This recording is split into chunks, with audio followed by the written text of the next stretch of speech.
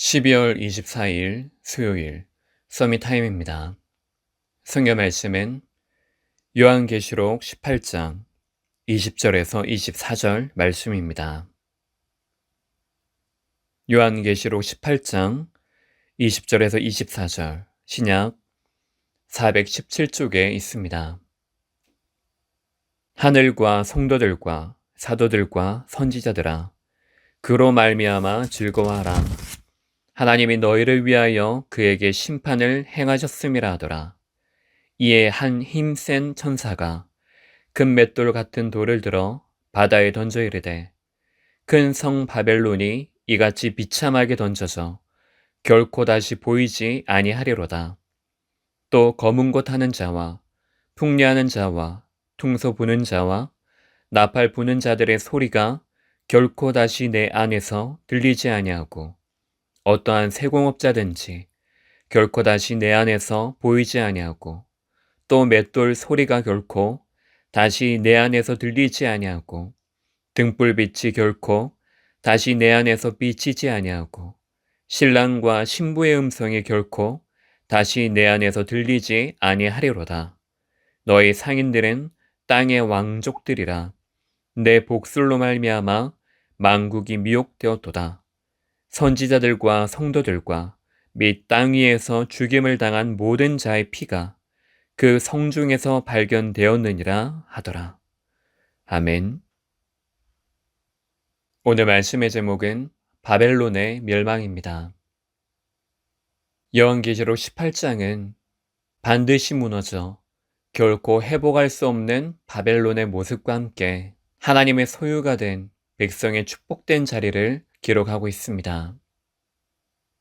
첫 번째로, 내가 주인된 무너질 여왕의 자리에서 내려와 하나님께서 주인된 안식의 자리를 사수해야 합니다. 1절에서 20절, 하늘에서 큰 권세를 가진 천사가 내려와 큰 성 바벨론이 무너질 것이라고 멸망에 대해 외칩니다. 귀신의 처소, 더럽고 가증한 곳으로 멸망하여 폐허가 된 모습을 보여주고 있습니다. 왜 멸망당합니까? 음행의 진노의 포도주, 교만과 사치 때문입니다. 요한계시록 14장에 새 천사가 등장하면서 음행, 우상 숭배하면 반드시 진노의 포도주를 마시게 될 것이라고 경고했습니다. 경고에 대한 하나님의 심판으로 만국은 결국에 무너집니다. 바벨론은 이 땅과 같습니다. 하나님 떠나 영원한 저주와 죽음, 생명 없는 세상의 모든 문화입니다. 뭐든지 나 자신이 중심이 됩니다. 결국 사단이 주인된 과거, 현재, 미래를 살아갑니다. 그 끝은 바벨론과 같이 심판받고 패망하게 됩니다. 영원히 인생의 흐름이 악순환되도록 여왕의 자리에서 내려오지 못하게 합니다. 죄에 참여하게 합니다. 그토록 대단하게 보이는 여왕의 자리는 8절의 하루, 아주 짧은 시간의 재앙이 임하여 패망하는 쓸모없는 것입니다. 9절에서 19절, 육에 속한 땅의 왕들, 상인들이 바벨론의 멸망으로 인해 멀리 서서 울고 애통해하는 모습이 나옵니다. 영혼을 향한 눈물이 아니라 자신들의 이익이 없어진 것에 대한 욕심의 눈물입니다. 그들의 마음 또한 하나님을 향하지 않고 바벨론을 향해 있습니다. 무엇을 먹을까, 마실까, 입을까에 대한 염려, 욕심은 순식간에 멸망하는 바벨론과 같습니다. 패망할 자리에 우리가 후대가 앉게 해서는 안 됩니다. 이 일의 증인으로 우리를 세우셨습니다. 우리의 자리는 하나님께서 앉으신 임마누엘의 자리입니다. 내가 무거운 짐을 지지 않아도 되는 하나님이 함께하는 자리입니다.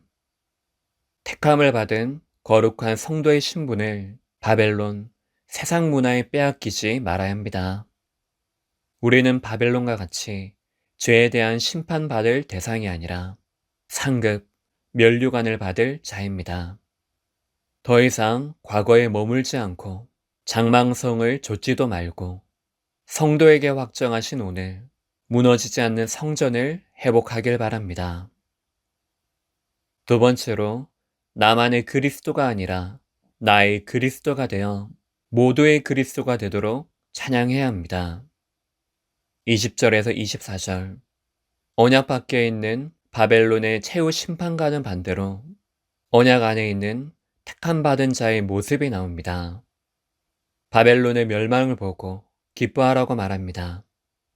예수 그리스도께서 생명나무의 길을 여신 사실, 그리스도 예수 안에 있는 자는 결코 정죄함이 없다는 사실, 언약의 관계를 확정하신 사실을 기뻐하라는 것입니다. 이것이 성도가 가져야 할 영원한 생명, 속죄, 관계의 증표입니다.